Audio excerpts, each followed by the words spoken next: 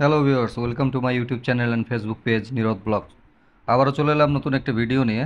আজকের ভিডিওতে আপনাদেরকে দেখাবো ঘুঘুডাঙ্গা। সো ফাইনালি আসলে ঘুঘুডাঙ্গা ঘুরতে চলে এসেছি। রাজশাহী থেকে ঘুঘুডাঙ্গার দূরত্ব 80 কিলোমিটার প্লাস। সো এখানে আসতে হলে রাজশাহী থেকে সোজা আসতে হবে মান্দা ফেরিঘাটে। ফেরিঘাট থেকে হাতের বাম দিকে একটা রাস্তা চলে এসছে, এই রাস্তা দিয়ে সোজা চলে আসলেই ঘুঘুডাঙ্গা। তবে মান্দা ফেরিঘাট থেকে ঘুঘুডাঙ্গার দূরত্ব প্রায় 35 কিলোমিটারের মতো। সো এই আঁকা বাঁকা পথ দিয়ে চলে আসবে ঘুঘুডাঙ্গা। তো আমরাও যাচ্ছি ঘুঘুডাঙ্গার দিকে। তো অনেকেই ট্যুরিস্ট এখানে ঘুরতে চলে আসে। সো চলে এসেছি আমরা ঘুঘুডাঙ্গাতে, আর কিছুক্ষণের মধ্যেই আমরা ঘুঘুডাঙ্গার যেই রাস্তাটা সেটাই পৌঁছে যাব। কারণ এইগুলো সব ট্যুরিস্টরা ঘুরতে এসেছিল, এনারা সব বের হয়ে যাচ্ছে। তো আমরাও চলে এসেছি। এই যে শুরু হয়ে যাচ্ছে ঘুঘুডাঙ্গার যেই রাস্তাটা, দুই ধারে তাল গাছ। আসলে এখানে তেমন কিছু নেই দেখার মতো, শুধুমাত্র এই দুই ধারে তাল গাছ আর এই সবুজ প্রকৃতি ছাড়া তার তেমন কিছু নেই। আসলে সামনের দিকে কত দূর এগোতে পারবো বুঝতেছি না, কারণ সামনের দিকে আসলে অনেক জ্যাম। এই জ্যামের মধ্যে হয়তোবা সামনের দিকে খুব একটা এগোতে পারবো না। যে আমারও এক ফ্রেন্ডও চলে এসছে, আমরা দুটো বাইক নিয়ে এসেছি।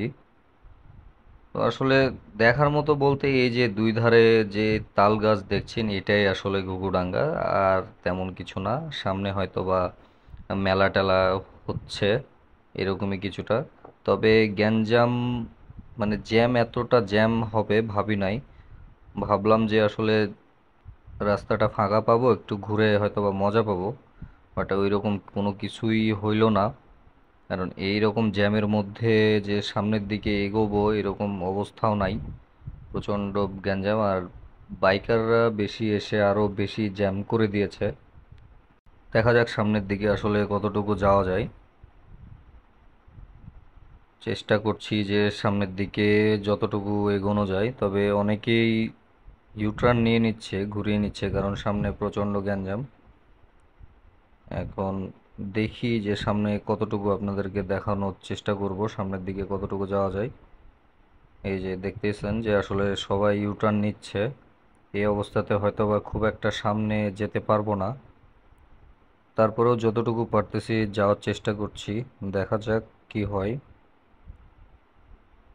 একই অবস্থা, আসলে প্রচণ্ড গ্যাঞ্জাম।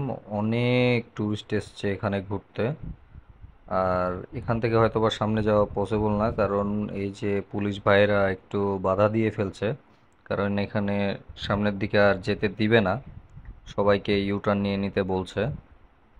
তো হয়তোবা সামনের দিকে আর আমরা এগোতে পারবো না। তো এই হইতেছে অবস্থা ঘুঘুডাঙ্গার। তো আপনারা যারা আসবেন অকেশন ছাড়া আসার চেষ্টা করবেন, কারণ অকেশনে আসলে এইরকম একটা হ্যাসেল পোয়ানো লাগবে। অকেশন ছাড়া আসলে হয়তোবা একটু ফাঁকা পেতে পারেন, তাহলে হয়তোবা ঘুরে দেখতে সুবিধা হবে। আসলে আমি আন্তরিকভাবে দুঃখিত যে আমি আর এর চেয়ে সামনের দিকে এগোতে পারলাম না। আমিও ভাবতেছি যে আসলে ইউটার্ন নিয়ে নিব, কারণ এই গ্যাঞ্জামের মধ্যে আমারও খুব একটা ভালো লাগতেছে না, কারণ অনেক দূর বাইক চালায় আসছি, এমনি অনেক টায়ার্ড।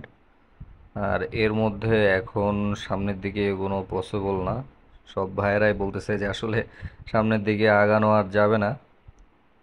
সো এখন এই যে বের হয়ে আসার পথে এখানে একটা অ্যাক্সিডেন্ট হয়ে গেছে। অ্যাক্সিডেন্টটা আসলে হয়েছে কি, যে এই ইমালা ভাই একটা বাইকার ভাইকে সাইড দেয় নাই, সেজন্য সে পথ আটকায়া আহ, সে এখন এই নোয়া আলা ড্রাইভারকে মারধর করতেছে।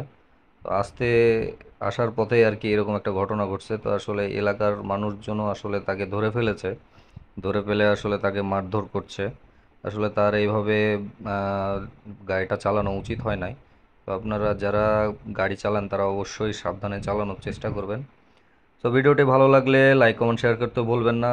আর যারা আমার চ্যানেলে নতুন তারা অবশ্যই চ্যানেলটিকে সাবস্ক্রাইব করবেন, আর পাশে থাকা বেল আইকনটিকে বাজিয়ে রাখবেন, যেন আপনারা আমার সকল ভিডিও নোটিফিকেশন আকারে পেয়ে যান।